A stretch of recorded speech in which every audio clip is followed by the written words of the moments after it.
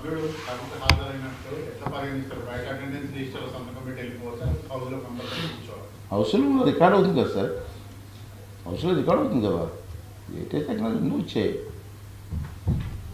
Attendance register attendance register కూడా ఉంది. అవును, సభకు వచ్చే పెట్టాలి. ఉన్నటువంటి అటెండెన్స్ రిజిస్టర్లో సంతకం పెట్టేసి హౌస్లోకి ఏదో గడపలోకి వచ్చి కనిపించినట్టు కనిపించేసి వెళ్ళిపోతున్నాం అంటే ఇంతకుముందు ఎట్లా జరిగిందో నాకు తెలియదు, నాకు రాలేదు. కానీ నేను వచ్చిన దగ్గర నుంచి కూడా ప్రతిది కూడా రికార్డ్ అవుతుంది, ఎవరెవరు సభకు వస్తున్నారని. అటువంటి దొంగ సంతకాలు పెట్టే అవకాశం మాత్రం ఉండదు ప్రస్తుతం ఉన్న పరిస్థితుల్లో. కొత్తగా శాసనసభ కడుతున్నాం, ఇంకా లేటెస్ట్ టెక్నాలజీ. ఇంతకుముందు జరిగే పార్టీ ఆఫీస్కి వచ్చి కూర్చి సంతకాలు పెట్టిన రోజులు ఉన్నాయి పూర్వం. పార్టీ లోపల ఆఫీసులు ఉంటాయి కదా అసెంబ్లీలో, సంతకాలు పెట్టి ఇంకో రోజులు కూడా ఉన్నాయి. కానీ ఇప్పుడు కుదరదు, లేటెస్ట్ టెక్నాలజీ వచ్చింది. అంటే వీళ్ళు అనేది అదే అన్నారు, వచ్చి నిజంగానే సంతకం పెట్టి వెళ్ళిపోతే అటెండెన్స్ ఉన్నట్టే కదా అని అంటున్నారు. నిజంగా అంటే హౌస్లోకి రావట్లేదు, రాకుండా వెళ్ళిపోతున్నారు. చాలా జరిగి ఆఫీస్కి రావడం, సంతకం పెట్టడం, వెళ్ళిపోవడం. వాళ్ళ ఆఫీస్ పార్టీ ఆఫీస్ ఉంటుంది కదా లోపల.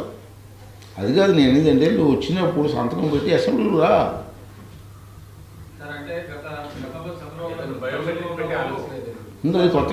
కొత్త అసెంబ్లీలో అన్నీ పెడుతున్నాం సార్, లేటెస్ట్ టెక్నాలజీ అని తీసుకొస్తాను కొత్త అసెంబ్లీ.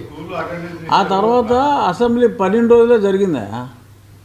చంద్రబాబు నాయుడు గారు గౌరవ సభకు వస్తానని చెప్పి వెళ్ళిపోయాక 12 రోజుల పాటే జరిగినాయి సమావేశాలు. 60 రోజులు జరగాలి. 60 రోజులు రాకుండా ఉంటే అంటే ఇక్కడ క్లారిటీ ఇవ్వాలి మీకు. అంటే మీకు తెలియదు కాదు, మీ అందరికీ అనుభవం వ్యక్తులు ఉన్నారు ఇక్కడ అందరూ కూడా. అసెంబ్లీ రన్ అయిన రోజులు రావాలండి, 60 రోజులు. మధ్యలో 11 రోజులు జరగవచ్చు, 15 రోజులు జరగవచ్చు, ఎమర్జెన్సీ జరగవచ్చు. అన్నీ కౌంట్ చేస్తే 60 days running time. Running days session ఆన్లో ఉన్నప్పుడు Saturday Sundays also will be counted. Continuous session ఉన్నప్పుడు.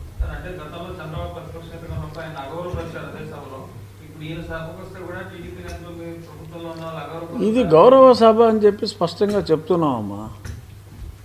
అటువంటి జరగదు ఎందుకు సంస్కారవంతులు ఉన్నప్పుడు అలా చేయరు కదా. ఎందుకు ఊహించుకుంటున్నావు నువ్వు చేసే కాబట్టి ఆలు చేస్తాను ఊహించుకున్నావా?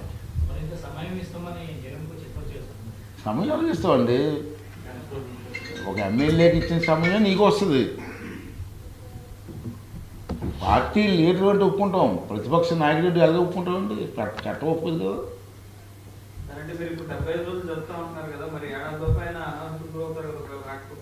మనం చేస్తాం,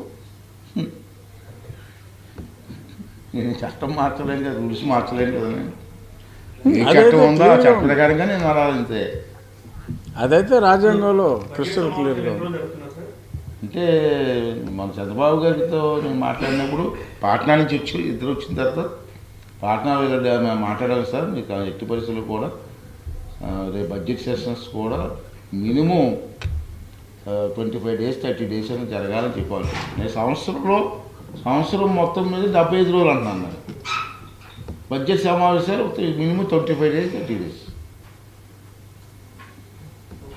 25 days ఉండొచ్చు బహుశా.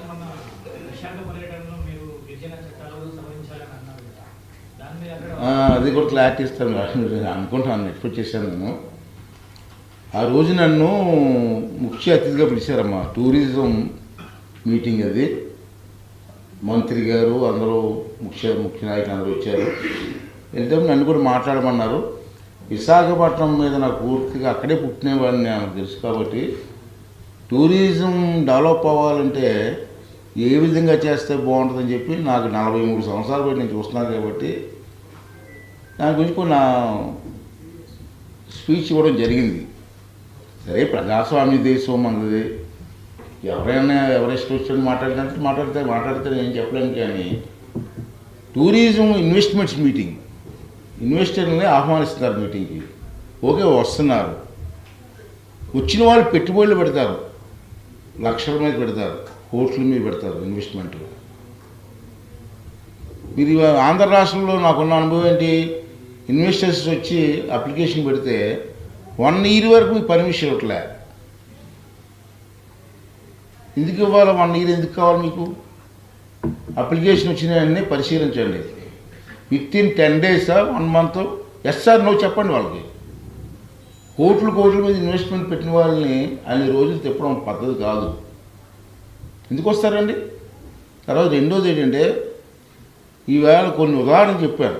అదే మామూలుగా మాట్లాడి నేను చెప్పాను, నేను స్పీకర్గా కూడా మాట్లాడేది చెప్పాను. నేను స్పీకర్గా కాదు, కామన్ మ్యాన్గా చెప్తాను. నాకు కూడా చెప్పేసి ఎవరైనా ఫ్యామిలీతో విశాఖపట్నం రావాలి. మా బ్యూటిఫుల్ బీచ్, నాకు తెలిసి అంత మంచి బీచ్ 2-3 ఉన్నాయి. చెన్నైలో కానీ, గోవాలో కానీ, విశాఖపట్నంలో కానీ. ఎక్కడి నుంచి ఉంది? విశాఖపట్నం నుంచి భీమునిపట్నం వరకు బ్యూటిఫుల్ బీచ్ ఉంది. ఆ బీచ్కి ఎందుకు వస్తారండి? ఎక్కడి నుంచో దూర ప్రాంతాల నుంచి ఫ్యామిలీస్ తోటి ఎంజాయ్మెంట్ కోసం వస్తారు. 3 days 4 days. మరి ఎంజాయ్మెంట్ అంటే వచ్చి కాఫీ తాగి వెళ్ళిపోతారు బీచ్కి కూర్చొని. విశాఖపట్నం కాఫీ తాగడానికి వస్తారండి ఫ్యామిలీతో? అక్కడ టెంపుల్ టూరిజం చూసుకోవాలి, లోకల్ టూరిజం చూసుకోవాలి, మంచి స్పాట్స్ చూసుకోవాలి. అంటే ఎన్నో ఆలోచించండి. మాకు విశాఖపట్నంలో మా అదృష్టం ఏంటంటే అల్లూరు సీతారామరాజు గారు తిరిగిన ప్రాంతం బ్యూటిఫుల్ ఫారెస్ట్ ఏరియా ఉంది. చింతపల్లి, పాడేరు, అరకు, లంబసింగి కూడా మీ పేపర్లో చూస్తారు ఈ మధ్యనే. బ్యూటిఫుల్ ఏరియా ఉంది. ఆ ఏరియాలో investment 3 star hotel 5 star hotel కట్టాలంటారు ఆఫీసర్లు కొంతమందిని. అయితే అక్కడ 1/47 అనే యాక్ట్ ఉంది ఏజెన్సీ ప్రాంతంలో. ఆ యాక్ట్ ఏం చేస్తుందంటే, ప్రైవేట్ ఇన్వెస్టర్స్ ఎవరైనా వచ్చి పెట్టుబడి పెట్టడానికి వీల్లేదు. ట్రైబల్సే పెట్టుబడి పెట్టి 5 star హోటల్ 3 star హోటల్ కట్టాలి. కట్టే స్తోమత ఉందా వాళ్ళకి? లేదు. మరి 5 star హోటల్ 3 star హోటల్ లేకపోతే నీకు టూరిస్ట్ ఎందుకు వస్తారు? అంటే కర్ణాటకలో కొన్ని ఏరియాలు చూశాను నేను. అక్కడ అటవీ ప్రాంతాల్లో 5 star 3 star హోటల్ వచ్చాయి. దాన్ని ఒకసారి పరిశీలించి ఏ చట్టం ప్రకారం కర్ణాటక కట్టారు, మరి అదే చట్టాన్ని ఆంధ్ర రాష్ట్రంలో ఎందుకు ఇంప్లిమెంట్ చేయకూడదు?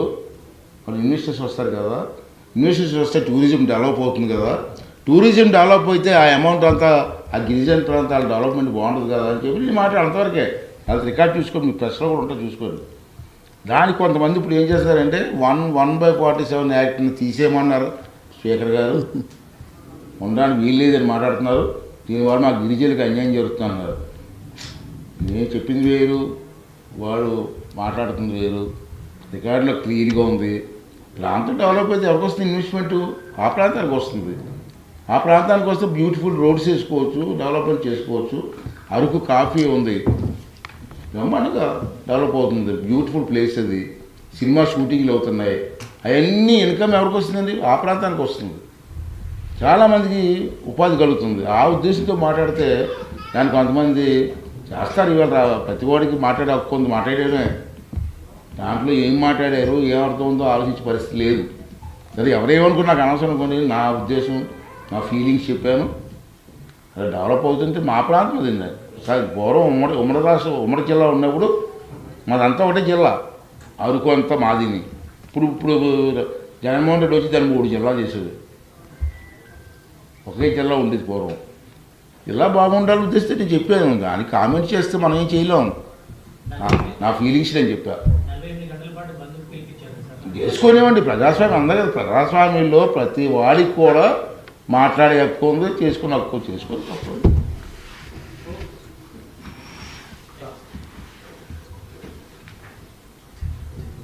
Okay, thank you sir.